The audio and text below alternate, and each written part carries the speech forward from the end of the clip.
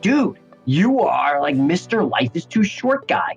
Everything is rah-rah, happy, grateful, get it done today, no time for tomorrow. And I was like, yeah, Kevin, I guess I know that, but I never thought of it that way. There will be setbacks, there will be pivots, there will be things that may not go your way. But why start the day with a negative roadmap when you could start the day with the power of positivity? There's my point, is even at your worst moment in life, there's an opportunity to do small things. Anyone you talk to in the company would tell you it's a big part of who we are, what we do. It's why we have such a strong and powerful culture. And I think these principles can really transform companies and cultures.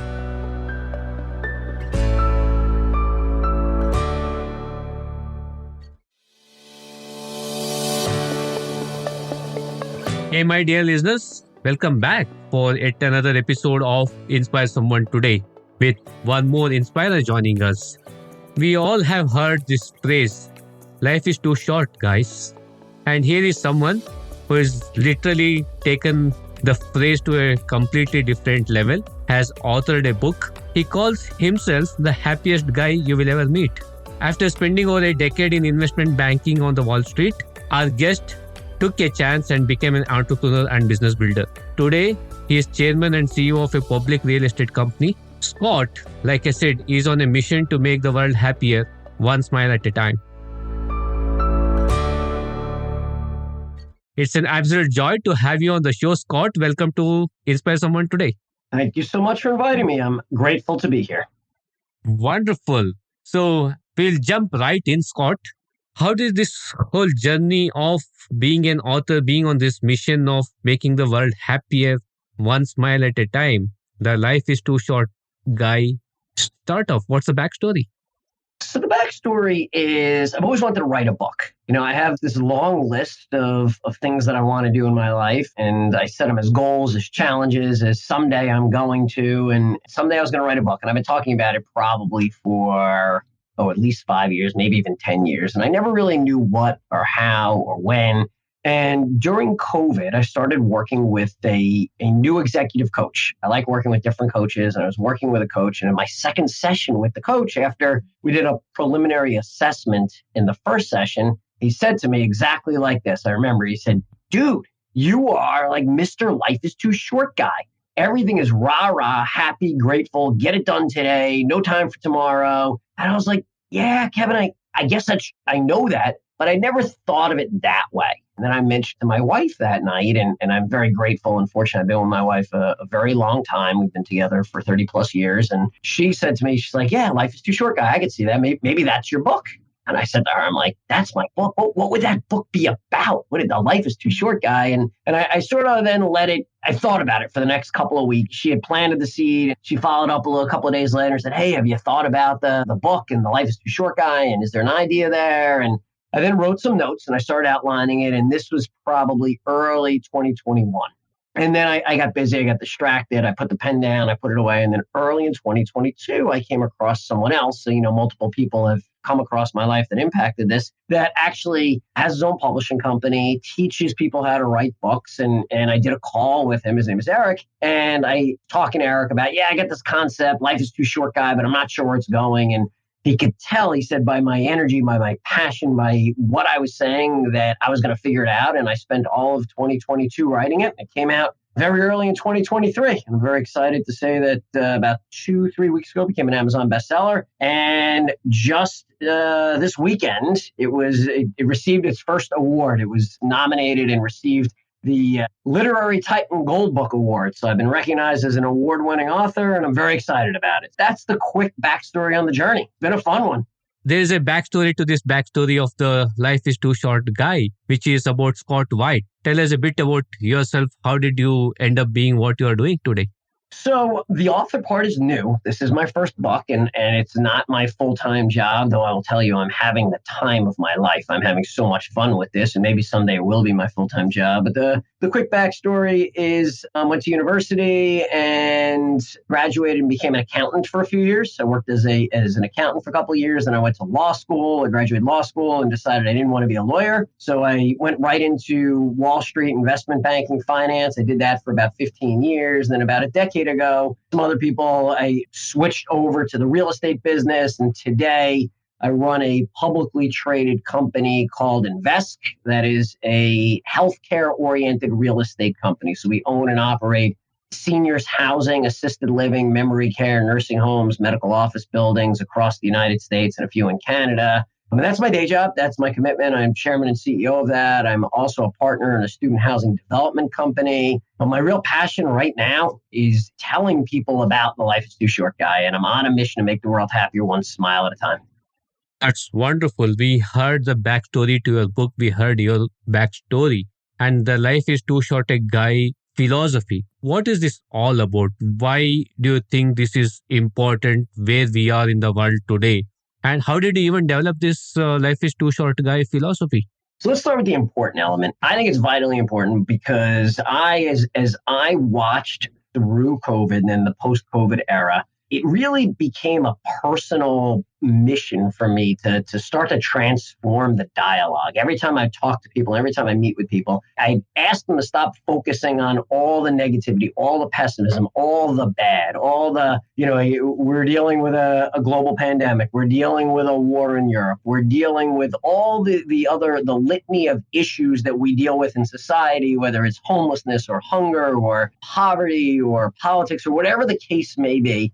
There's always a positive angle to it, a positive spin to it. I want to really make people smile. I want to make people think in a different way. I want to change the perspective. And the philosophy is really a very practical, day-to-day blocking and tackling. And what I mean by that is I was very deliberate when I wrote the book. This is not an academic book. This is not a philosophical book. This is not a book full of all sorts of statistics and studies. There's some of that in there. But this is a book that's one very easy and quick to read by design. I want everyone. So a lot of times people ask me, who's your target audience? And my answer is literally everyone. And my question back to anyone that asks me that is, who wouldn't want to live a happier life? You're graduating from high school, you're graduating from college, you're starting a new job, you're moving to a new city, you're involved in a new relationship, you're dealing with a setback in your life, you're dealing with, maybe you're just kind of feel like you're stuck, you're worn down, you don't know where you're going. These are all things we all deal with as humans. And I want people to have a toolbox of simple ideas, simple concepts. So the book itself is laid out with 10 principles. And my goal is to illustrate each of those principles with either a personal story of someone else. So there are a lot of wonderful people that I interview on my journey that I talk about their major aha moments. They've had setbacks. They've had something happen to them and have learned from it. And I want the readers and your listeners to take away, well, wait a sec. There are a couple of simple principles that I can apply. And I don't have to wait for that proverbial kick in the head. I don't have to wait for an injury, a medical diagnosis, maybe dealing with a death, maybe dealing with a divorce or some sort of real crisis in my life. Today could be my opportunity to live a happier life. And that's how I set up the book. And that's my goal. That's I call it the LITSG philosophy, LITSG, Life is Too Short guy, LITSG. And there are 10 simple principles associated with it. What are some of those principles? So the foundational one, the most important one, I think, and it's the one that runs through all the other principles, is attitude is everything, the power of positivity. And I spent a lot of time talking about how important it is to think about your perspective, to think about your attitude, to think about, I start the book and I start with one of the easiest tools I tell people is I'll ask people all the time, what was your first thought when you woke up this morning? Do you remember what your first thought was? It's a great morning. It's a great morning. Well, that's wonderful, but you'd be amazed how many people don't have that perspective. I would put people into 3 kind of buckets, and I say people put on 3 lenses in the morning. They put on 3 sets of glasses. There are a majority of people I talk to don't know how to answer that question. They're like, I don't know. I don't remember what I was thinking. They wake up sort of with neutral glasses, right? There isn't a perspective. There are a large number of people that wake up with, I'm tired. It's cold. It's dark. I don't want to go to work. I can't believe it's Monday. I have so much to do. I don't want to see so-and-so. I can't believe whatever. The negative lenses. It is so easy to just open your eyes and put on a pair of positive lenses to see the world exactly as you said. Good morning. Happy Monday. Best Tuesday ever. What a wonderful Thursday. I don't know. I'm just making up days. It doesn't really matter. Happy March. Happy spring. Happy fill in the blank with whatever it is. Grateful to be in bed. Grateful to have a roof over my head. Grateful to go down and have some breakfast. By the way, this is 10 seconds in the day, and you've already gotten the wheels moving in terms of what I call attitude is everything, the power of positivity. Now, to be fair, you can't control what's going to happen to you throughout the day. There will be setbacks. There will be pivots. There will be things that may not go your way. But why start the day with a negative roadmap when you could start the day with the power of positivity? And that's the foundational principle and principle number one. You want me to walk you through a couple more principles?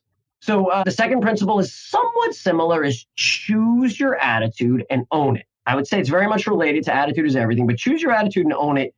Most people think that their happiness is driven primarily or substantially by what's happening to them at that time. A new car, a new job, a new relationship, a new house, a big paycheck, a promotion, or maybe something negative, maybe a death or an illness, an injury, a divorce.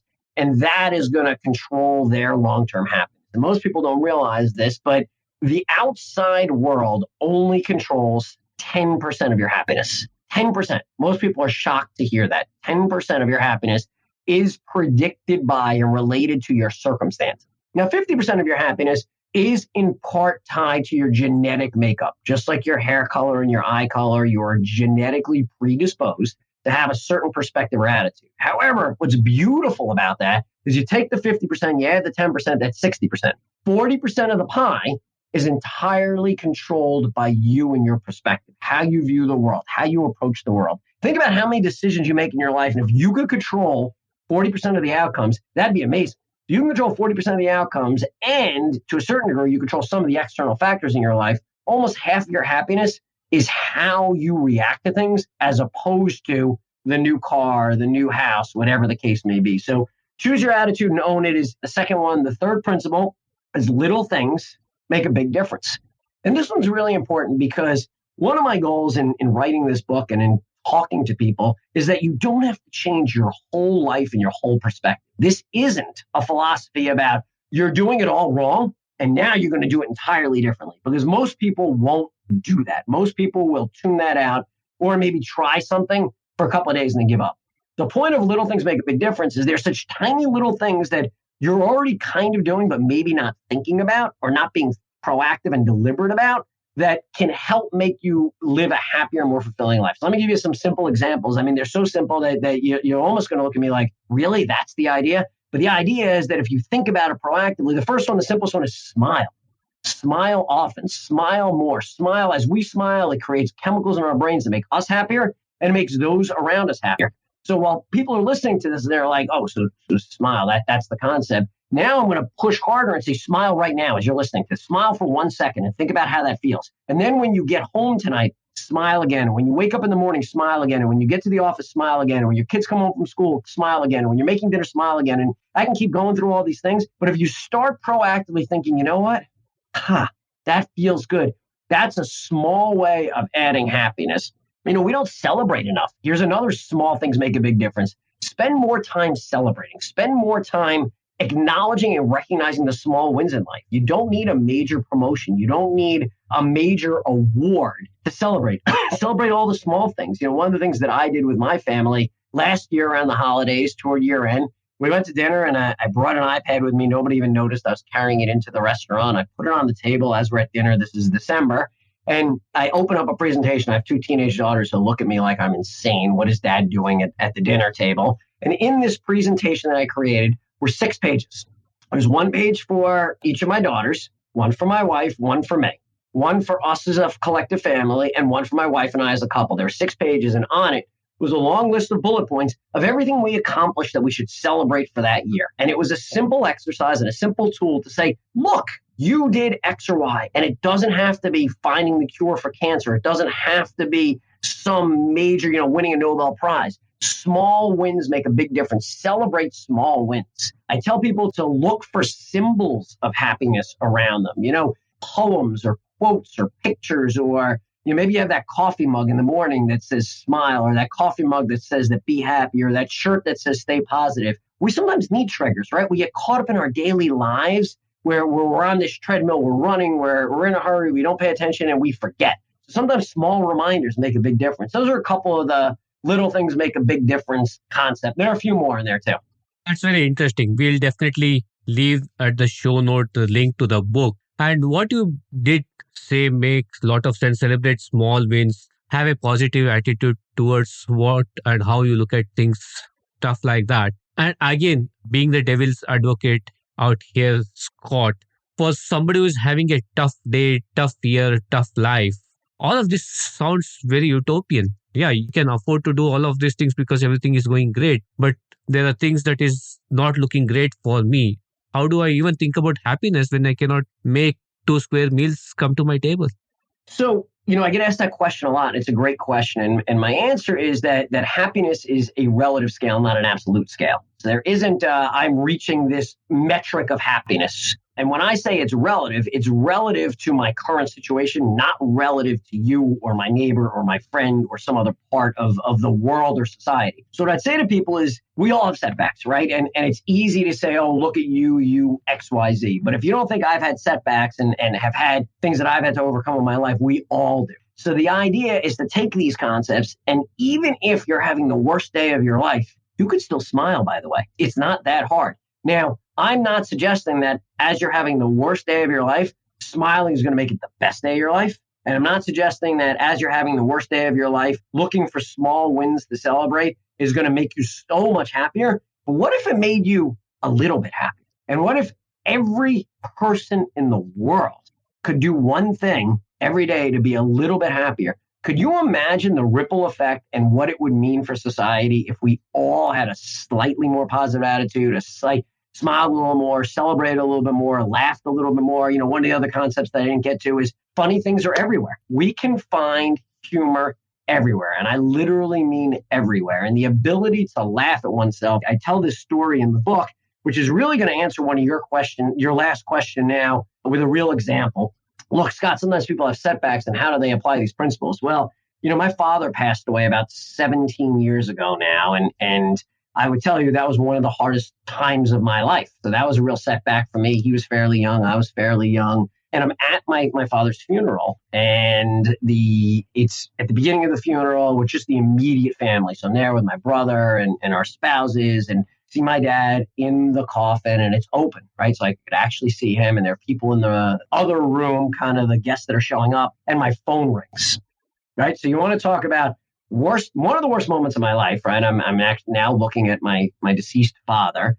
My phone rings, and I think a lot of people would have a reaction like, oh, I can't believe I forgot to mute my phone. I can't believe he forgot to mute his phone. Or they'll have a reaction, to scramble as quickly as they can to shut it off. I didn't. The principle that I talk about is funny things are everywhere. Remember, I'm at my father's funeral. I'm looking at my father. I grab the phone out of my pocket. I hold it up to my ear. I'm looking down at my dad, and just half jokingly, I'm like, hey, Dad, what's up? How you doing? What are you up to these days? Everyone in the room, right? You smile. Everyone in the room sort of looked at me for half a second like, wait a second.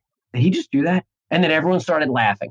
There's my point, is even at your worst moment in life, there's an opportunity to do small things. And that's one of the key principles of this book, and one of the things I keep emphasizing on. It's not about changing your whole life, but if you make small changes, you can live a happier life and change the world around you.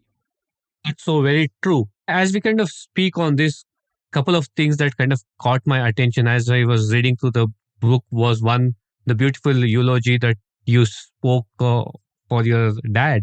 And the other piece was you can't make it alone. You need to enlist support along the way to kind of achieve what you would want to do. So maybe few tips and tricks around how do you kind of follow this? What are some of the practices one can take to achieve this objective?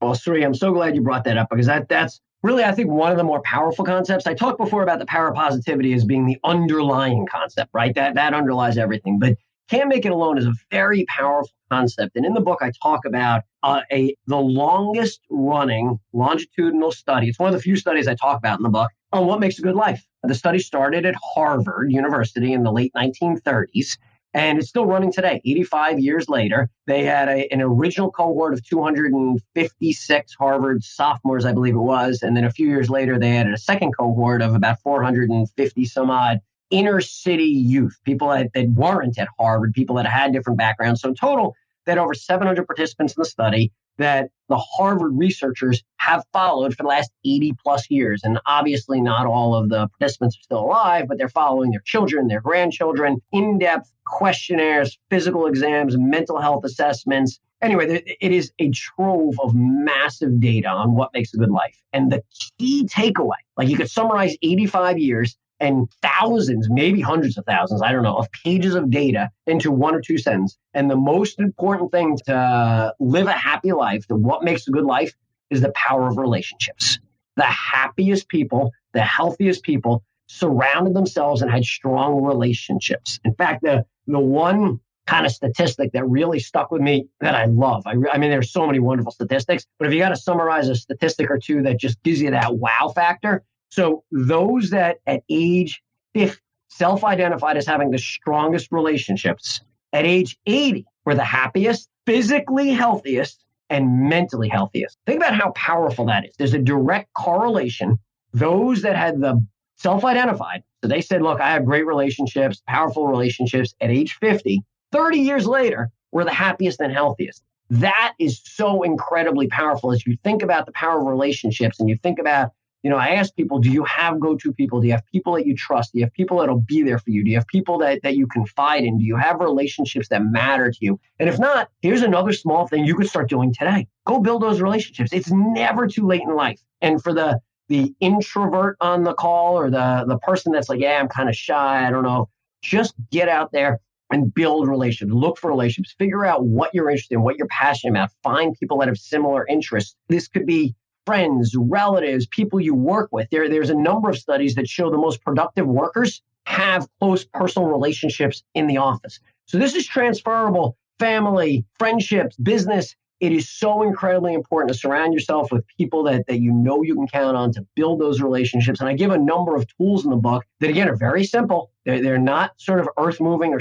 earth-shattering, that help you grow and strengthen your relationships. I would challenge your listeners to think now, how much time are you investing in your relationships, right? We invest in the stock market. We invest in our physical health. We go to the gym. We invest in our maybe nutrition. We think about what we eat. Are you investing time, energy, and resources in your friendships? And if not, there are a lot of easy things you can do.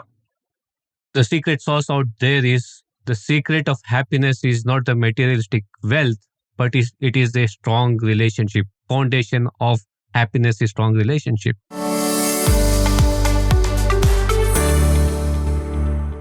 Okay, here we are with the power of three round with Scott. Scott, 3 routines that is so unique to you.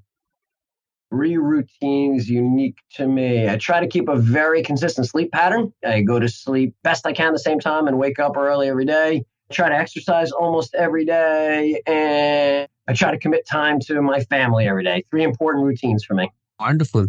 3 pieces of advice that you would provide to your older self.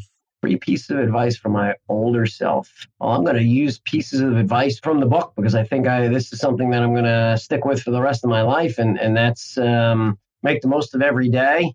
Focus on gratefulness, happiness, and positivity. And just try to find one that's not in the book. I would say, don't sweat the small stuff. It's something I've been working on personally, and it's not in the book. That's not a concept in the book. But spending too much energy and resources on things that are draining and maybe not that important. So focus on the big picture. Don't sweat the small stuff. I thought another advice that you would say is, Scott, why have you not written many more books than what you thought you could write? There could be more books in the offing. Wonderful. Looking forward to that. 3 individuals you would love to have dinner or lunch with. Well, I'd do anything to have, I guess, dinner with my parents again. Both my parents are deceased and I miss them dearly. And they were a major influence on my life. And I certainly talk about them in the book. So there's no doubt I would love to have dinner with my mom and dad again. One other person I would want to have dinner with.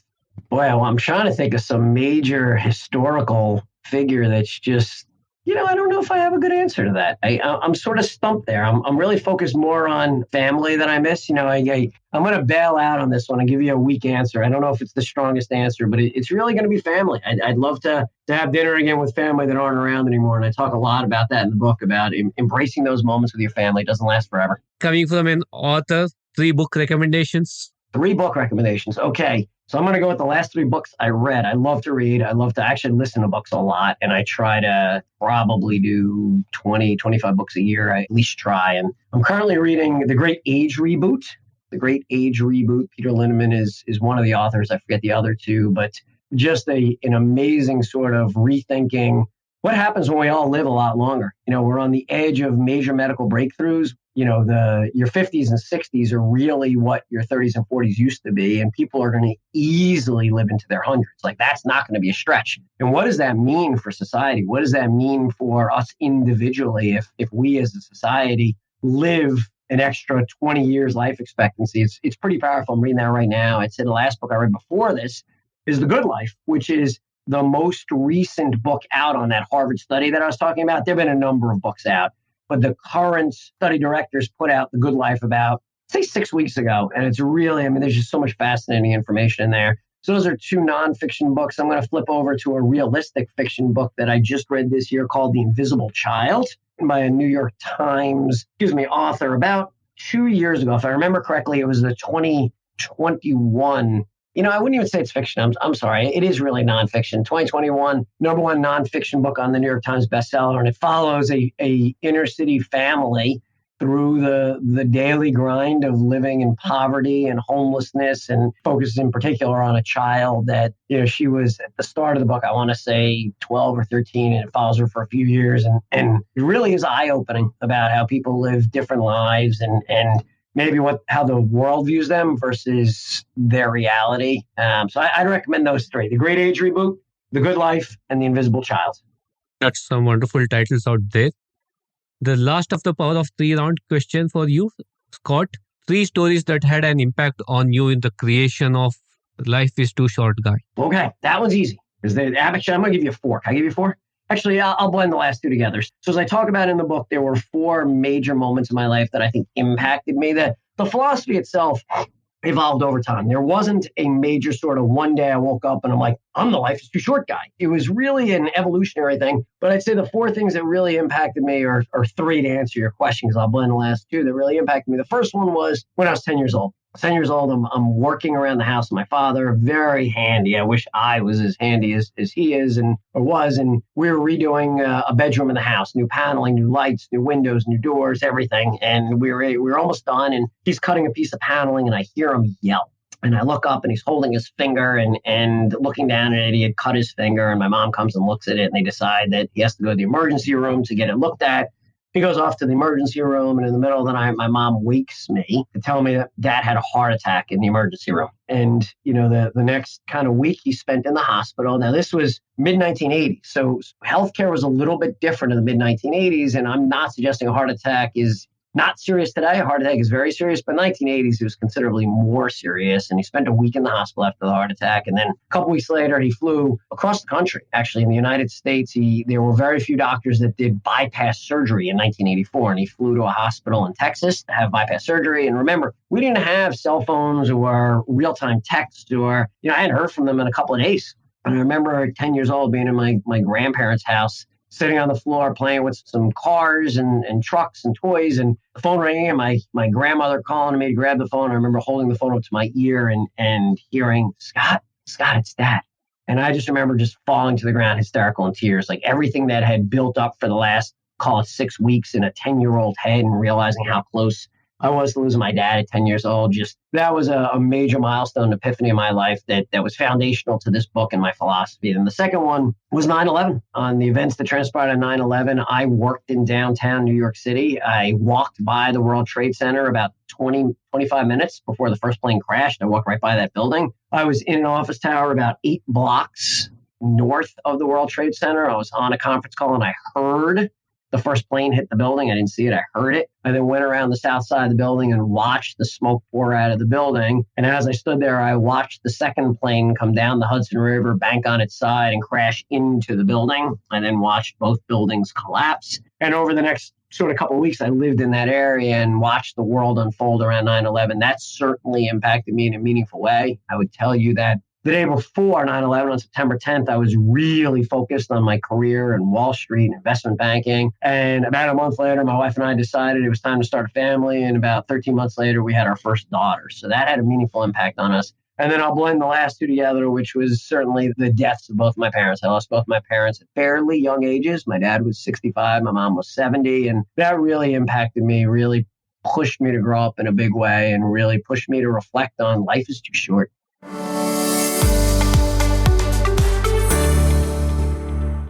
Those are powerful stories. Appreciate you sharing that, Scott. That brings us to the close of the Power of Three round. Moving on, you are the chairman and CEO of a public company. How do you see the LITSG at work? Are these principles applicable even in a corporate world? Are you kind of walking the talk in your organization, and how easy or difficult it is?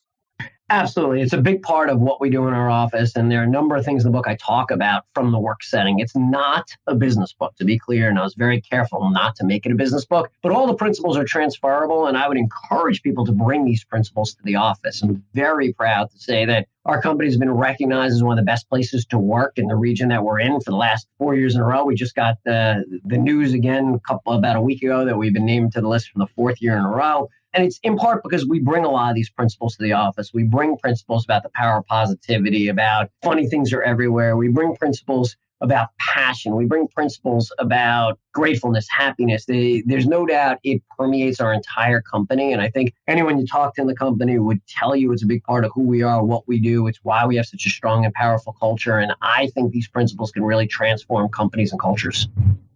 And tell us a bit about maximizing happiness and fulfillment every day. What is Scott's practice around this concept of maximizing happiness and fulfillment every day?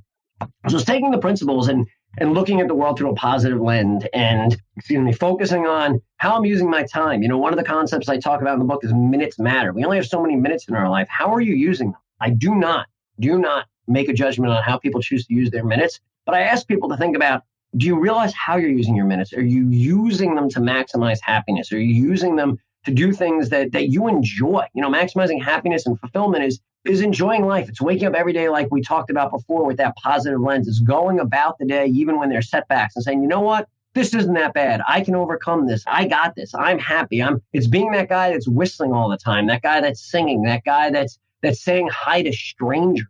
Talk to people around you. Everyone has a story. Everyone wants to talk. So when you go buy that cup of coffee, really engage with the barista, the person pouring your coffee, and get to know them. This is how I live a happy and fulfilling life.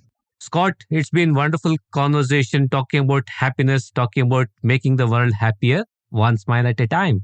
And this is that time in the show where we ask our guests to share their Inspire Someone Today message, because this show is all about creating ripples of inspiration. So what's your Inspire Someone Today message for all the listeners out here? Make the most of today. Tomorrow's not promised. Today's your day. Listen to this and take it as your wake-up call to go out and smile, enjoy life, be happy, be positive, be grateful. You have the ability to control your own outcomes. Take this as a call to action. Don't let it just go over your head. Make changes, be happy, smile, and enjoy life. That was, my dear listeners, The Life is Too Short guy, Scott White, talking to us about the principles, the philosophies of what is life too short guy means all about. Before we sign off, Scott, thank you so much for taking time and sharing your insights with us. Take a chance and get it done today. That's exactly what we did. We took a chance, spoke about this subject, spoke about this topic so that our listeners can be happier, one smile at a time. Thank you for listening into today's edition of Inspire Someone Today. It's been a privilege to bring in these conversations. If you like this episode and have any feedback or comments, do mail me at inspiresomeonetodaypodcast@gmail.com. Inspiring someone is like creating ripples around us. If you like what you listen, feel free to share them and let's create ripples of inspiration. Do not forget to follow me on my Instagram handle @InspireSomeoneTodayPodcast for all the latest updates. This is Srikanth, your host, signing off, and until next time, keep inspiring.